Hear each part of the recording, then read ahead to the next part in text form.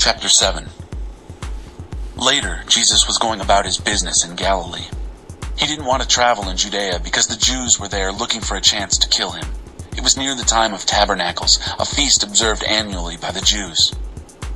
His brothers said, "Oh, why don't you leave here and go up to the feast so your disciples can get a good look at the works you do? No one who intends to be publicly known does everything behind the scenes. If you're serious about what you're doing, come out in the open and show the world."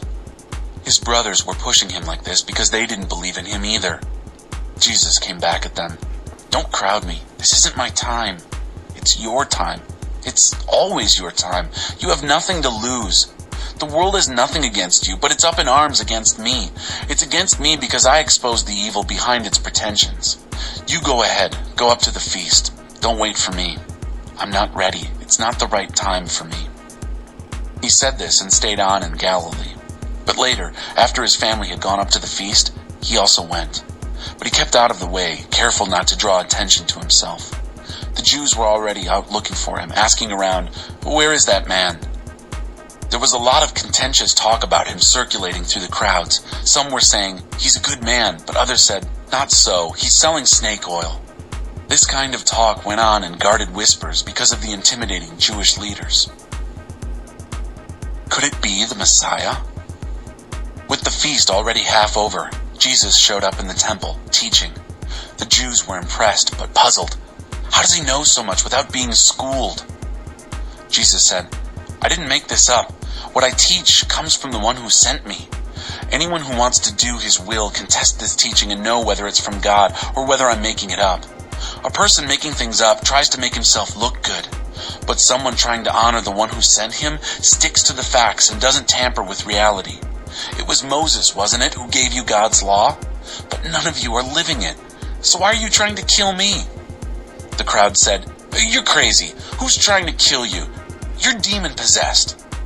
Jesus said, "I did one miraculous thing a few months ago, and you're still standing around getting all upset, wondering what I'm up to. Moses prescribed circumcision. Originally, it came not from Moses, but from his ancestors. And so you circumcise a man, dealing with one part of his body, even if it's the Sabbath.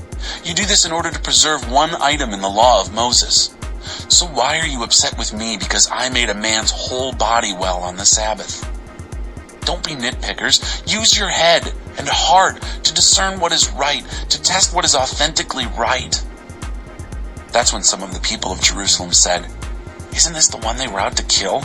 And here he is out in the open, saying whatever he pleases, and no one is stopping him. Could it be that the rulers know that he is, in fact, the Messiah? And yet we know where this man came from. The Messiah is going to come out of nowhere. Nobody is going to know where he comes from." That provoked Jesus, who was teaching in the temple, to cry out, "Yes, you think you know me and where I'm from, but that's not where I'm from. I didn't set myself up in business. My true origin is in the one who sent me, and you don't know him at all. I come from him. That's how I know him. He sent me here." They were looking for a way to arrest him, but not a hand was laid on him because it wasn't yet God's time. Many from the crowd committed themselves in faith to him, saying, "Will the Messiah, when he comes, provide better or more convincing evidence than this?" The Pharisees, alarmed at this seditious undertow going through the crowd, teamed up with the high priests and sent their police to arrest him. Jesus rebuffed them. "I'm with you only a short time, then I go to the one who sent me. You will look for me, but you won't find me. Where I am, you can't come." The Jews put their heads together. "Where do you think he is going that we won't be able to find him? Do you think he's about to travel to the Greek world to teach the Jews? What is he talking about anyway? You will look for me, but you won't find me, and where I am, you can't come." On the final and climactic day of the feast, Jesus took his stand. He cried out, "If anyone thirsts, let him come to me and drink. Rivers of living water will brim and spill out of the depths of anyone who believes in me this way, just as the scripture says."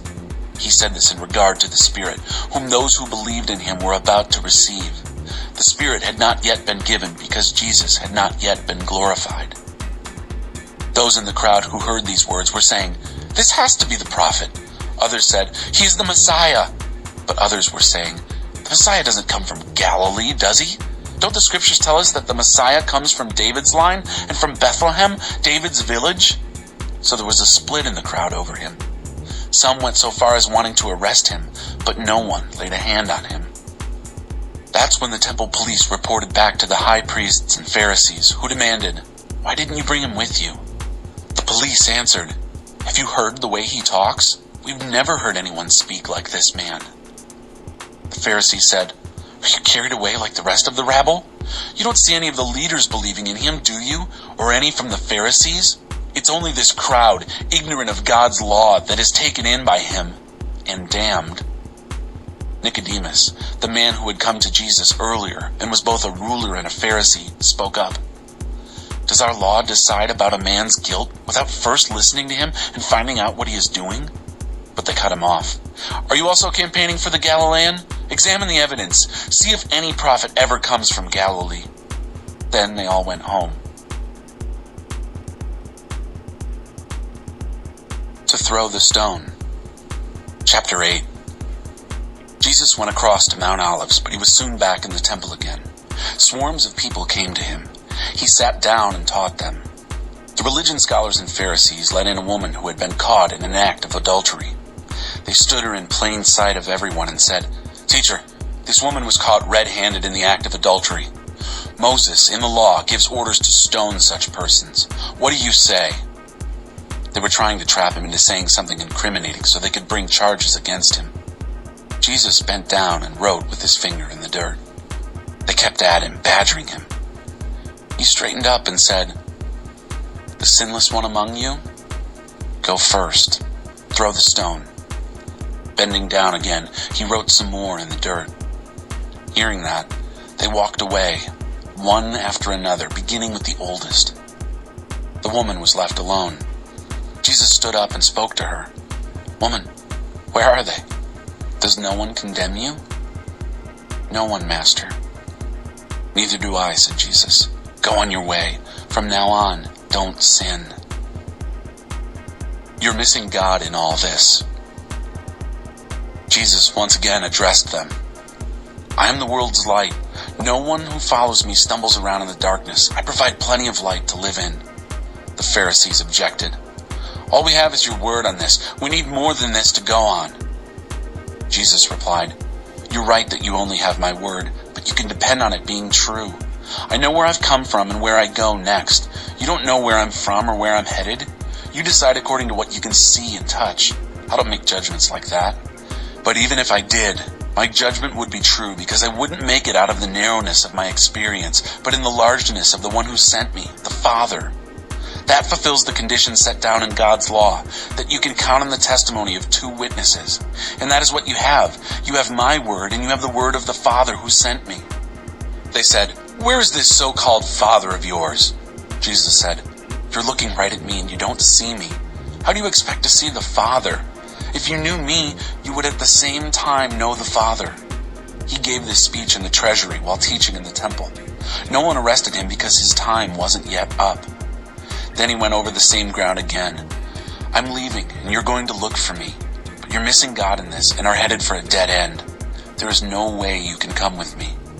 The Jews said, "So, is he going to kill himself? Is that what he means by, 'You can't come with me'?"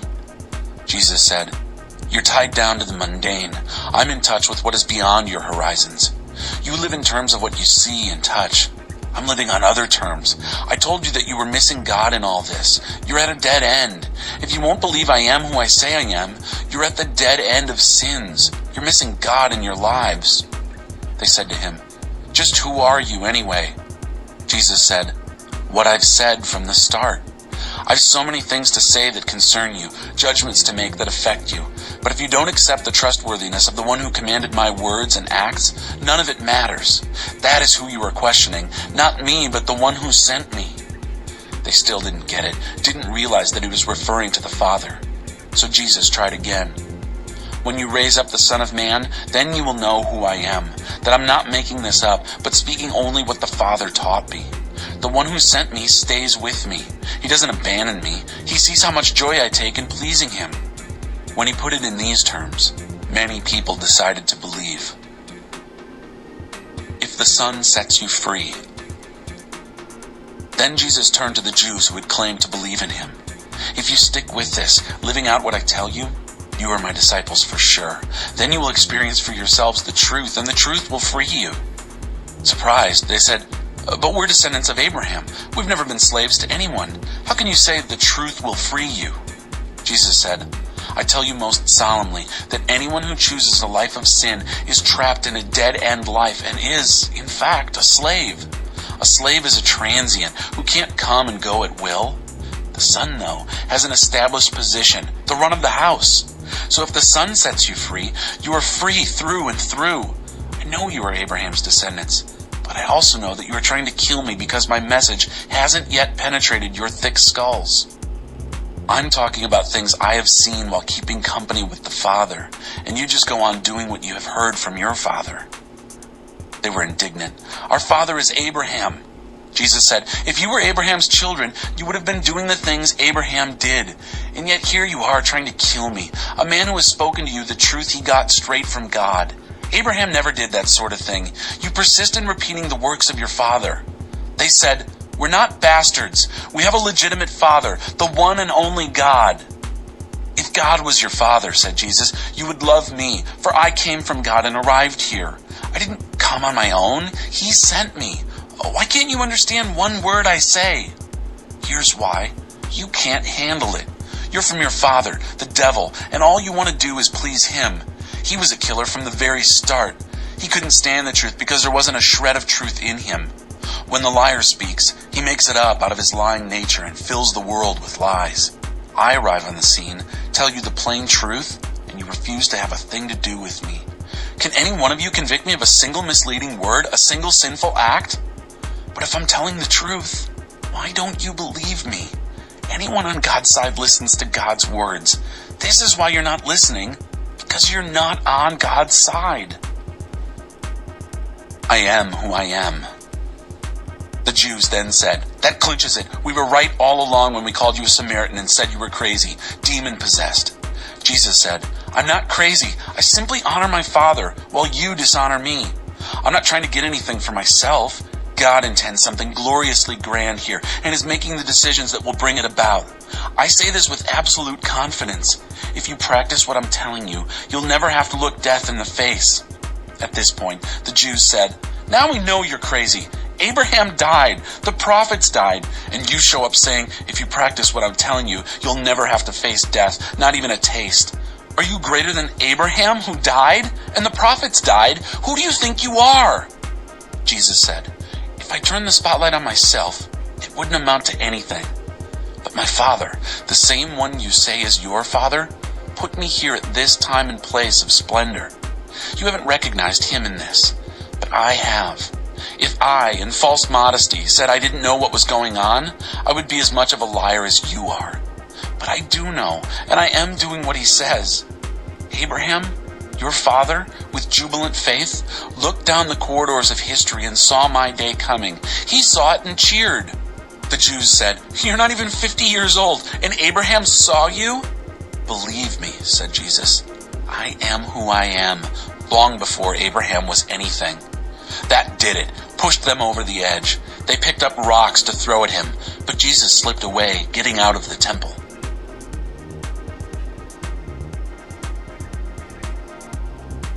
True blindness. Chapter 9. Walking down the street, Jesus saw a man blind from birth.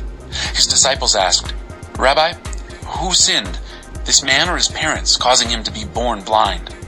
Jesus said, "You're asking the wrong question. You're looking for someone to blame. There is no such cause-effect here.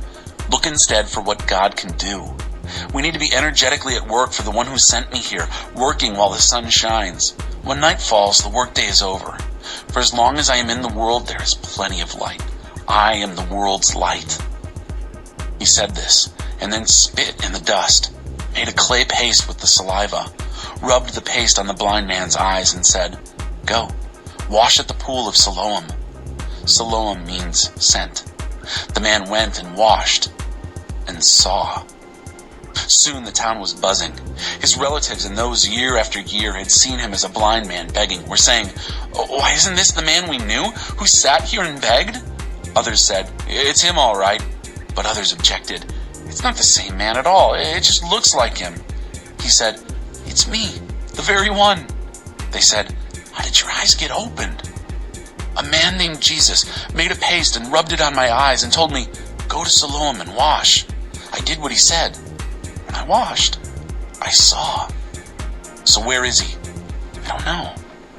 They marched the man to the Pharisees. This day, when Jesus made the paste and healed his blindness, was the Sabbath. The Pharisees grilled him again on how he had come to see. He said, "He put a clay paste on my eyes, and I washed, and now I see." Some of the Pharisees said, "Obviously this man can't be from God. He doesn't keep the Sabbath." Others countered, "How can a bad man do miraculous, God-revealing things like this?" There was a split in their ranks. They came back at the blind man. "You're the expert. He opened your eyes. What do you say about him?" He said, "He's a prophet." The Jews didn't believe it, didn't believe the man was blind to begin with. So they called the parents of the man, now bright-eyed with sight. They asked them, "Is this your son, the one you say was born blind? So how is it that he now sees?"